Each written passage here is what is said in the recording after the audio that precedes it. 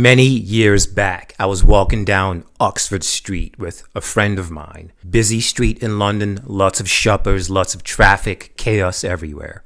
And on this day, there was the grand opening of a luxury shop, which meant some celebrities had been invited. There was a huge crowd just outside the entrance to this shop. And there was a security guy with a checklist checking to make sure only the guests were allowed into the shop. Now, I'm just minding my own business, trying to get down the street. But as I make it to the entrance of the shop, the security guy looks at me and says, "What is your name? I will check on the list." This guy, just by looking at me, assumed I had been invited to this grand opening.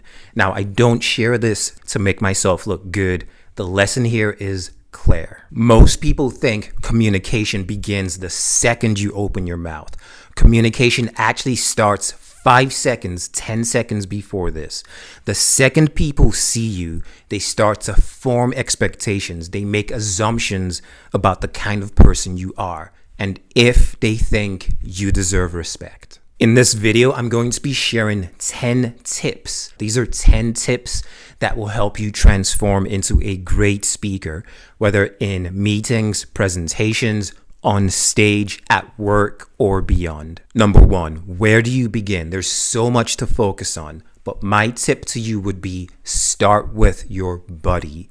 The way you position yourself, the way you sit, the way you stand, the way you walk into that room, the way you get on stage in front of an audience. Think about boxers before a boxing match.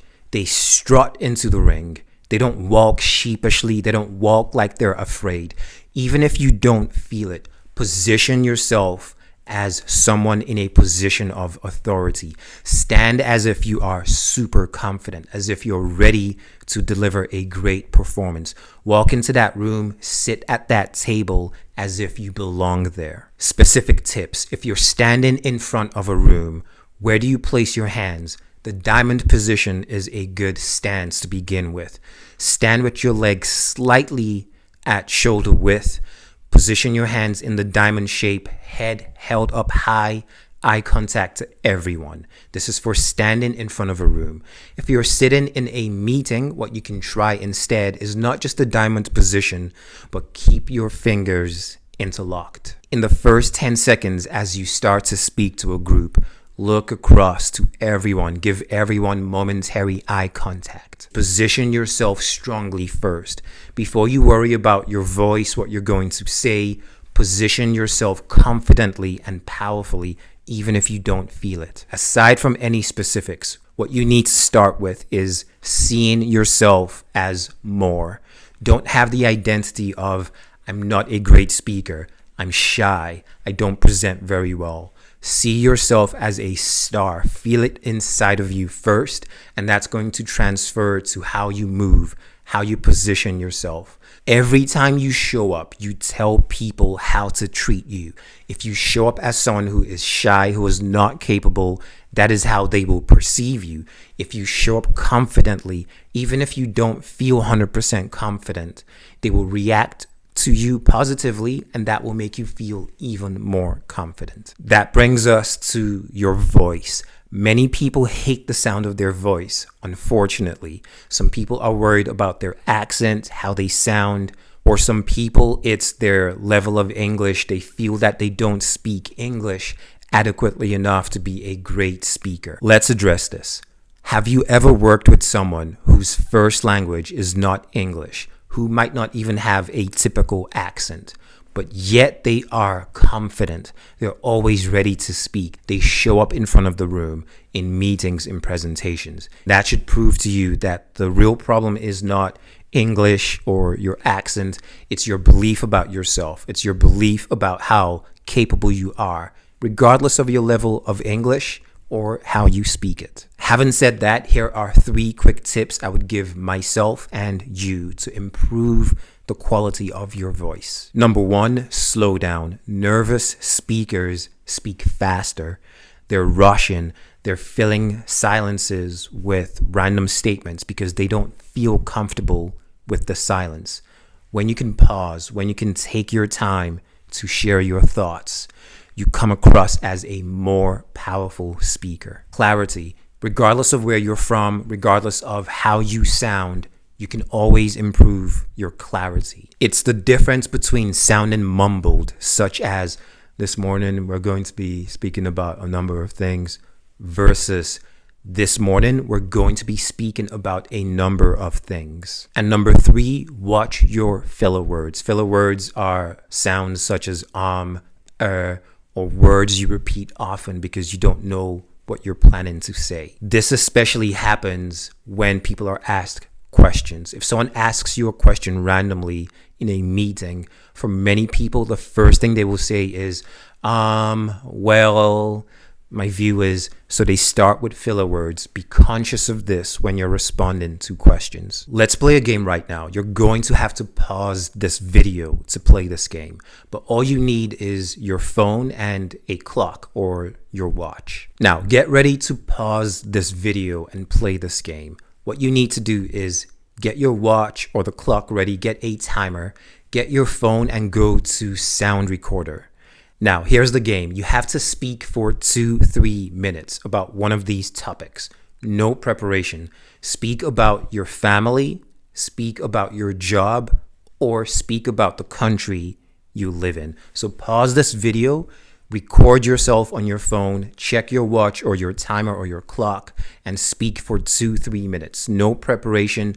Once you're finished, you can come back to this video and hit play. If you don't pause the video and you just keep watching, you will ruin the element of surprise for this game. So pause the video, play the game first. Welcome back. Now get a pen, get a piece of paper, and play back your recording. Listen to yourself. And what you have to do is every single time you use a filler word, such as tick, count it. See how many filler words you use. The result might surprise you. Now, it doesn't matter what your number is.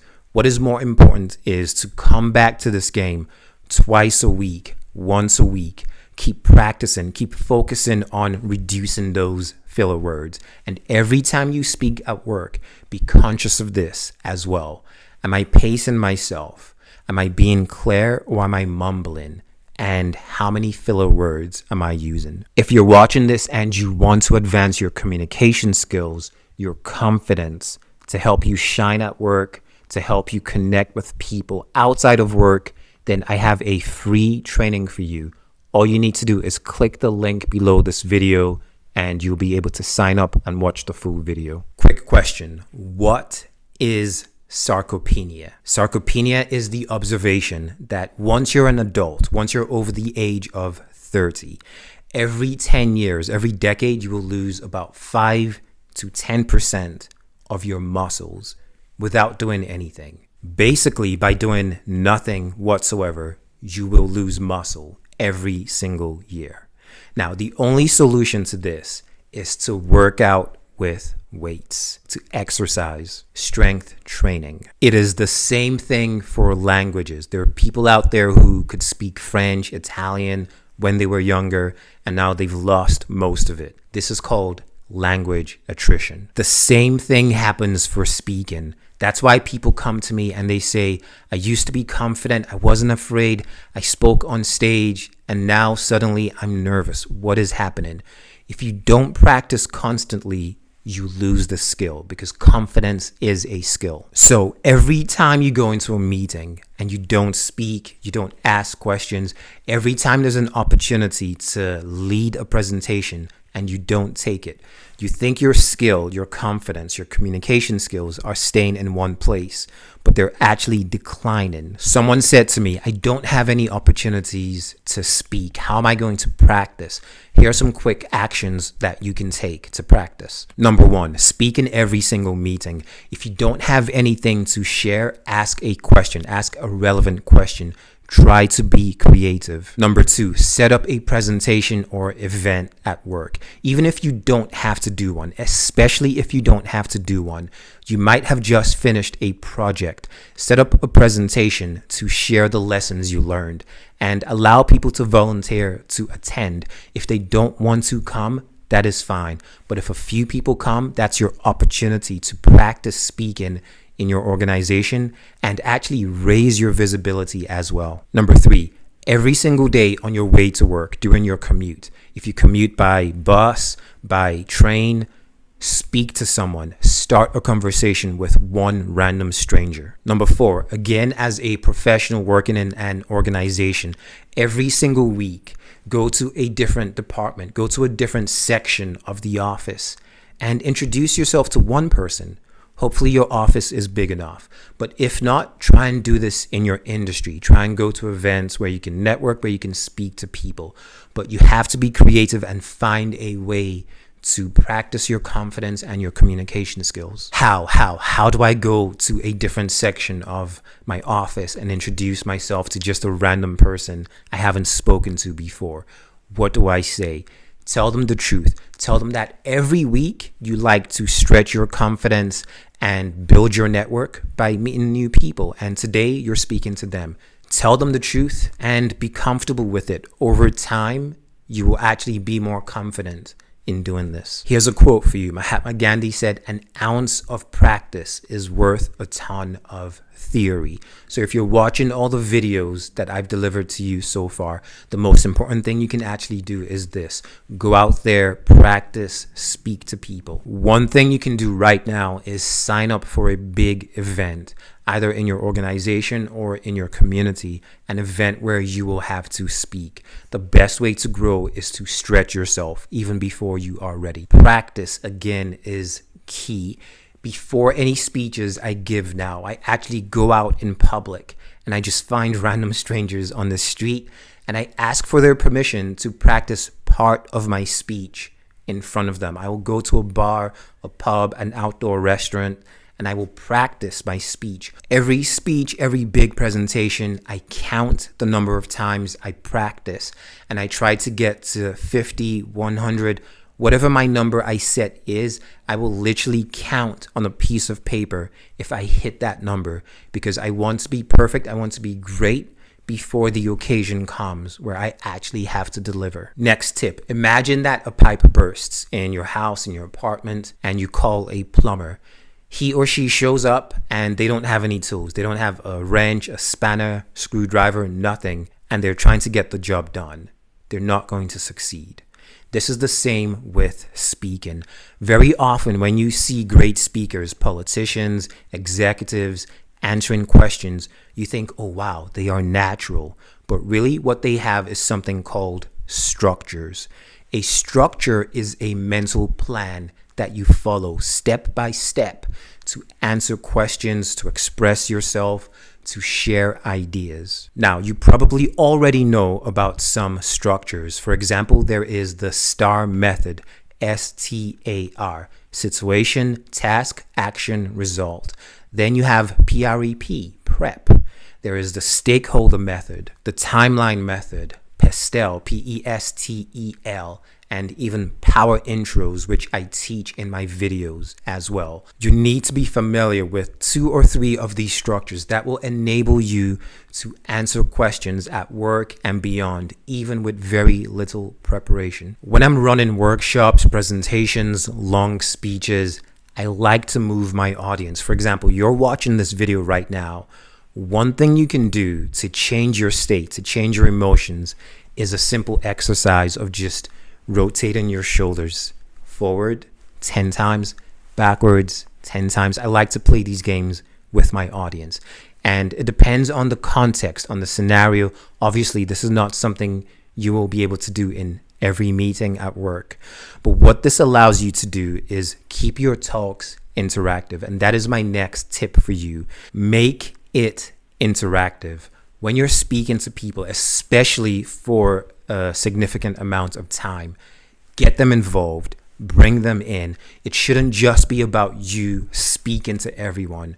Let them take part in your speech, in your meeting, in your presentation as well. Now, getting people to do a light exercise is just one way to keep things interactive, and it's not going to be possible in every context. For example, in serious work meetings. But there are other ways to draw people in. Number 1, address people by name. As you're speaking to different people in the room, respond to them using their names. John, I hear what you're saying. Jane, thank you for your contribution. Use people's names as you speak to them in meetings, presentations, speeches. A second way to make your talks more interactive is to let them ask questions, let them share their own stories, let them give their own examples. Another way you can move people physically without getting them to do any light exercise is to actually move them around the room. So for example, one thing I do in big speeches when I'm starting is I get people at the back to move to the front, to come take positions, take seats in front. This already gets people moving, and it shows authority as well, because this is absolutely not something that a shy person would do. If you're running workshops, you can get people to split themselves into groups. This makes it more fun for your audience. Defense. I went to a business conference once, and this executive was speaking. There were about 1,000 people watching this executive when all of a sudden some protesters burst into the conference hall and start screaming insults at the speaker. Now, everyone's distracted. They're looking at the protesters. But I was watching the speaker. How is he going to respond to this? And he just looks at the protesters and says, I love you too. Thank you for coming. And just carries on with his presentation. Now, that was very well handled. And fun fact, he actually became the president of his country eventually.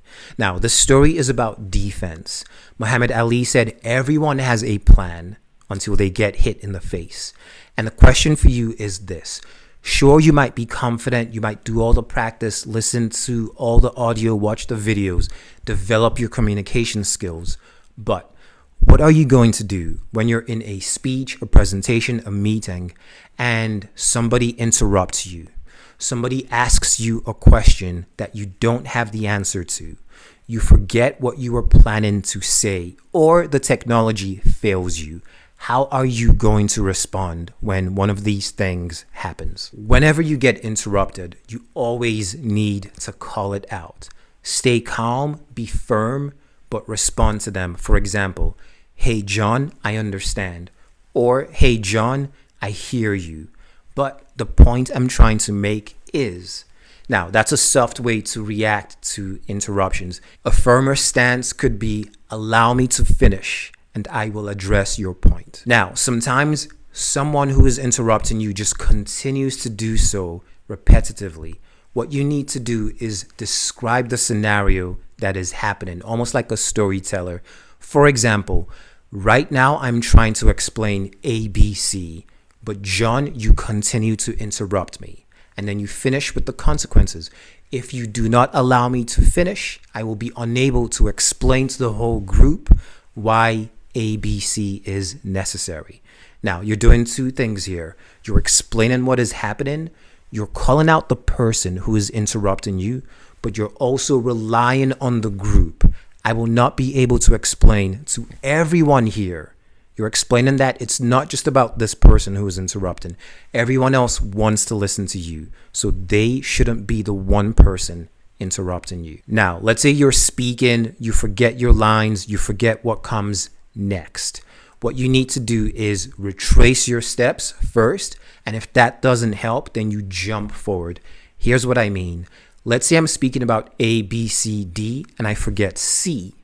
What I would do is, so far I've explained A, I've explained B, and I'd like to speak more about C, but we'll come back to that. For now, let's focus on D. Now, you speak about topic D, and hopefully you're able to remember topic C halfway through and come back to that. If not, that's fine. Finish, deliver everything else, say what you have to say, which you remember. Someone asks you a question you don't have the answer to. This happens very often if you watch the news with news reporters. What they do is they speak about everything else they know in the same context and then confirm that they actually don't have the full information.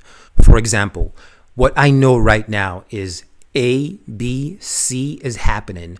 I don't have the full details on D right now, but I will get back to you on that after this meeting, after this presentation, after this speech. For all of this, one of the most important things is don't draw attention to things that fail if no one else would notice otherwise. For example, if I have one slide that doesn't show up, I don't voice that to the room saying, oh, I've missed a slide, it doesn't work. I just keep carrying on as if that slide wasn't necessary in the first place. If I need to share it later, I can email them, I can let them know. But if I can carry on without that thing that is broken, that is missing, then I will do so. Here's another story for you guys. Maybe you're seeing that I love stories so far, but many years back, I was in a hotel room and I woke up to the sound of screaming. So I look out the window and indeed I see a woman outside screaming. I look to my left, to my right, down. Everything seems fine. It's about 2-3 a.m. in the morning. And then I look up and I see that the hotel I'm in was on fire. So I decided to check out. Now, imagine if I told this story completely deadpan with no emotion. Some years ago, I was in a hotel in Paris. Some woman was screaming. No emotion kills the whole story. And this is the same with your meetings, presentations, your performances. You need to have enthusiasm. You need to show emotion in what you're speaking about.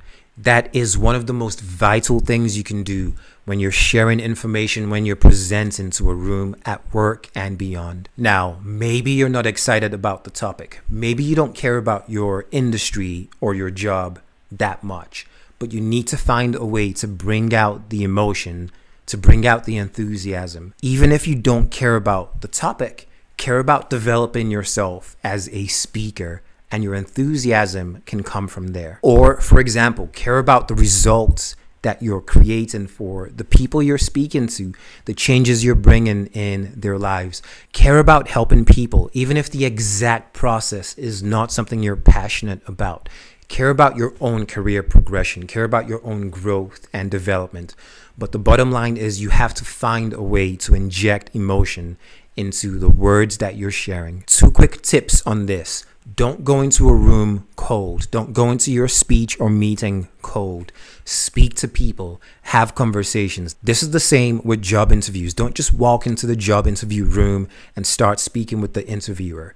Have a few conversations with people outside the office, during your commute on the way to the office, beforehand. When I'm about to give speeches on stage, even before my time, I will sometimes just speak to 2-3 members of the audience before I get on stage, just to warm myself up. Worst case scenario, do 10 push-ups. Not enough to get you sweaty or exhausted. Just do enough push-ups to get your heart pumping so you can be more enthusiastic when you get on stage or in front of the room. My next tip is about motion. The last tip was emotion. Now we go on to motion. This happens in 2 ways. Standing in one place, there's a lot you can do with your body, your hand gestures, your stance, whether you stand strong on stage, your eye contact, if you keep your head held up high versus looking downwards like a shy person, making eye contact with everyone in the room, not just one section of the room. Now, that is motion, that's body language as far as standing in one place. The second aspect of motion is actually using the full stage, using the full space available to you. What you should do is divide the room, divide the stage into 3. The left, the center, the right. And you want to spend about half your time in the middle of the stage, but you move around as well purposefully, 25% on the left, 25% on the right, and then the other half the time in the center of the stage. And my final tip is something I call spikes. And this is so important that before I give a speech, I will actually check and count to make sure I have 5 of these things. If you've been watching this video so far, you will notice I've shared about 2-3 stories from my life. There have been statistics about muscle loss. There have been quotes from Gandhi, from Muhammad Ali, all kinds of elements, different things that I use to spice up the video to keep it more interesting. These are what I call spikes, and examples of them include stories. That is the most powerful one, but stories, statistics, quotes, humor, and so much more. Just pick 5 good ones and make sure that they are contained in your talk. Obviously, it has to be relevant to the context. If you're in a very serious meeting, you don't want to use humor, perhaps, but there are other ways you can spice up the content of what you have to share. The thing to remember is every time you speak in a room, someone spoke before you and someone will speak after you. So you're going to be compared. You have to stand out as a speaker, as a professional, if you want to go further in your career. So how do you make yourself more interesting? How do you stand out from everyone else that you're competing with for that job, for that promotion, for that investment? Spikes are one way, and that's something I'm going to cover in a future video. So stay tuned. Those are my 10 tips to help you advance your public speaking skills at work and in other contexts as well. If you take these seriously, if you take action and you follow through every week, mark your calendar, in about 4 to 6 weeks, people will come up to you and say, wow, they're impressed. You're a great speaker. You've transformed yourself. But where you need to begin is with the actions, with the tips I have shared with you in this video. See you in the next one. If you're watching and you're suddenly realizing how much more there is to know in order to be able to speak persuasively, then I've got you. Click the link, sign up, watch the video, and that will help you begin your journey on Speaking with Power.